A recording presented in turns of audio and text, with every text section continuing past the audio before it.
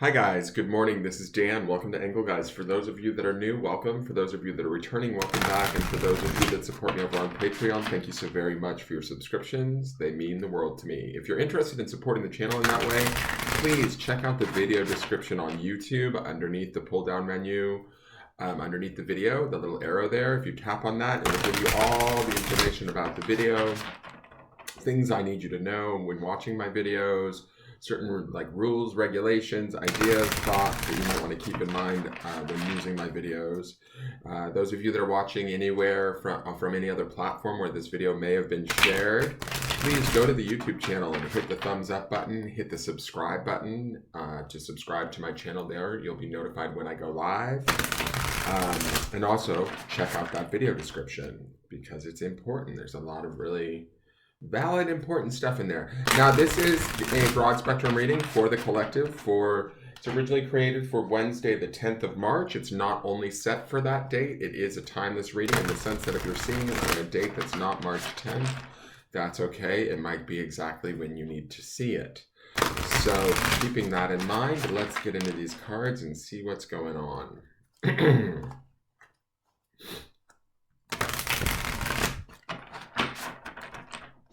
What do they want us to know today? And we get, ooh, I love it. We have the Queen of Cups. Look at her. All right, Queen of Cups would be water upon water, cups upon cups, emotions, intuition,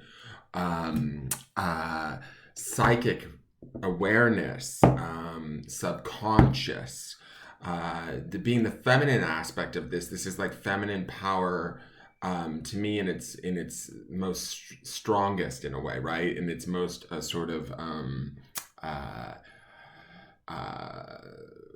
feminine strength. Does that make sense? I don't know if I'm making sense, you guys.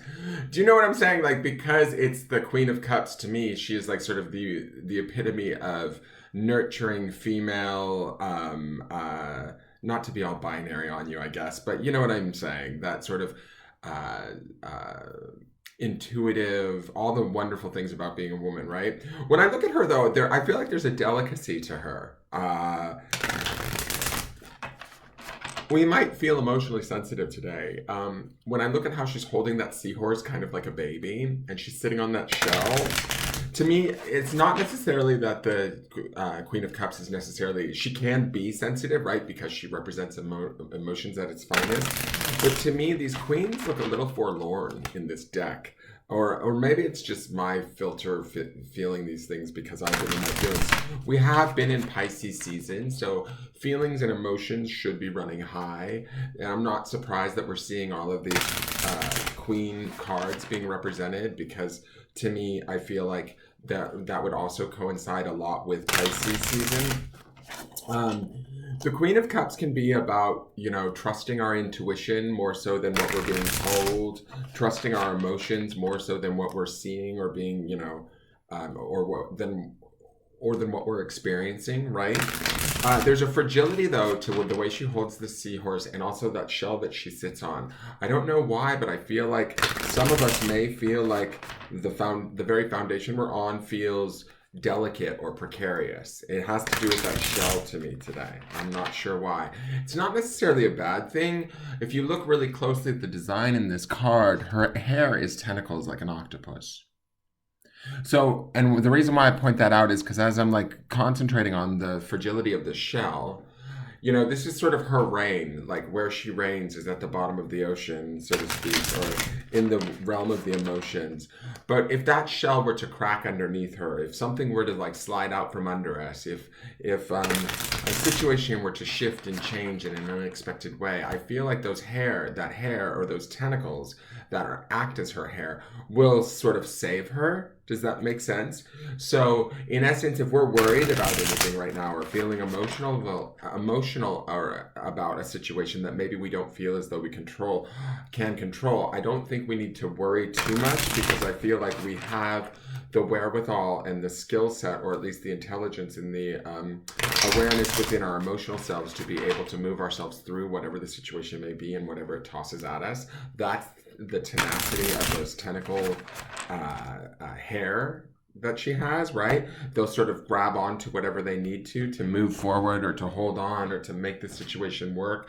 It's got that kind of a vibe to me. Um, some of you might find yourself in a little bit more of a nurturing state or taking care of others. That seahorse is definitely giving me baby vibes. So if we find ourselves taking care of others or being very extra nurturing to people today, allow that, run that energy and have that energy, because there's something beautiful about that. There's something very giving and wonderful about that. And whoever, the seahorse may be in our world, whoever is on the receiving end of that will really be receiving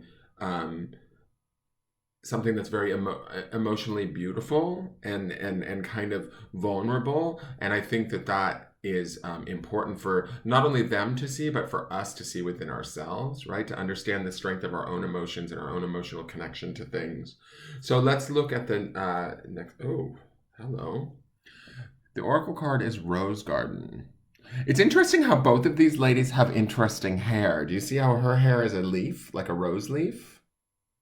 She has that caterpillar for a necklace, which also brings me to the tentacles of this woman's hair in the Queen of Cups.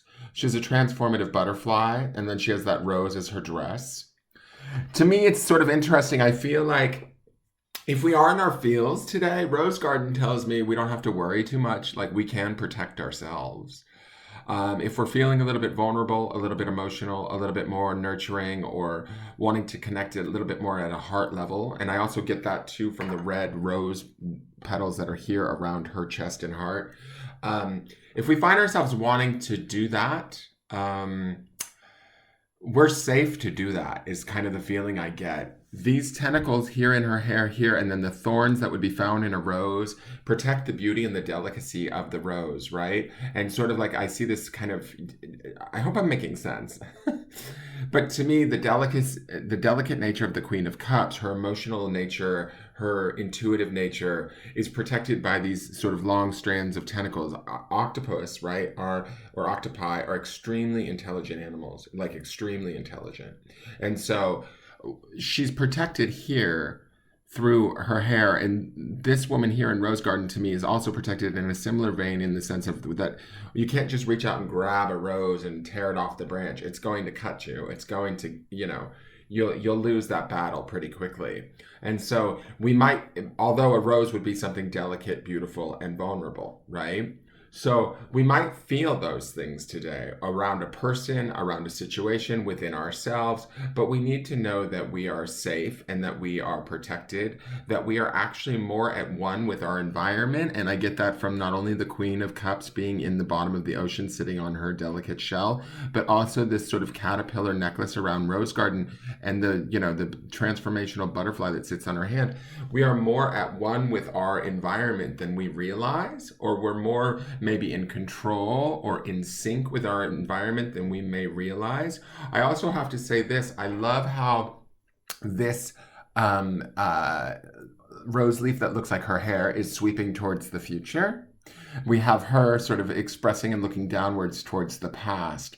And I kind of get this thing, if we find ourselves being sort of tossed about a little bit emotionally today between what's gone on in the past and how we feel about it, and where we want to grow to and towards into the future through Rose Garden, don't be surprised about that. Like, touch base with all of that, right? Channel all of that, feel it all, nurture it all, get into the good feels of the femininity of this day, even if you have, I don't know if it's a Y chromosome, but if you're a boy, don't worry about that. Don't let that bother you, right?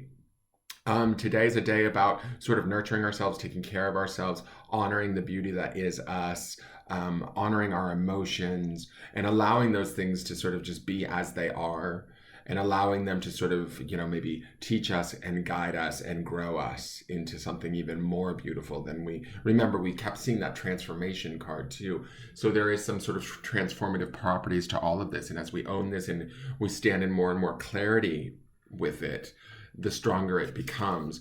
Rose Garden is a number 9, is it not? Yes. 9 is about personal completions too, or I associate it with personal completions in the tarot because it's one card away from the 10, which is a completion of that chapter. So let's read Rose Garden.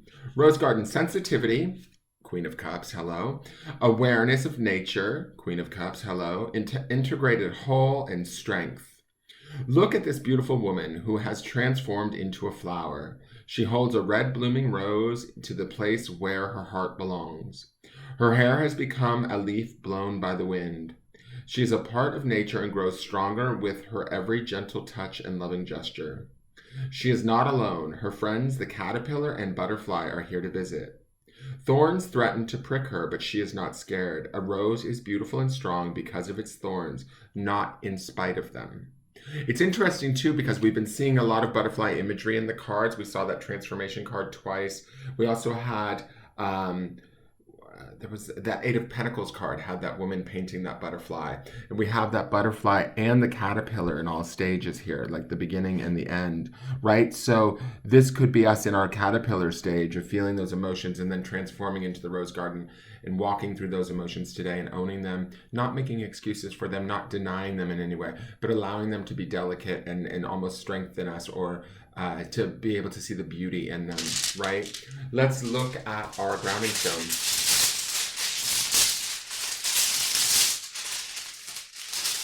And the grounding stone is on Tiger's Eye, and it is forgive.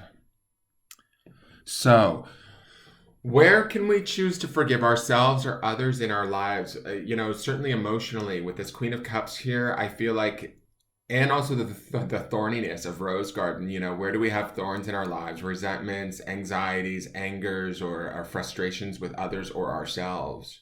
How and where can we sort of let those go and forgive ourselves or others so that we can bloom and grow forward?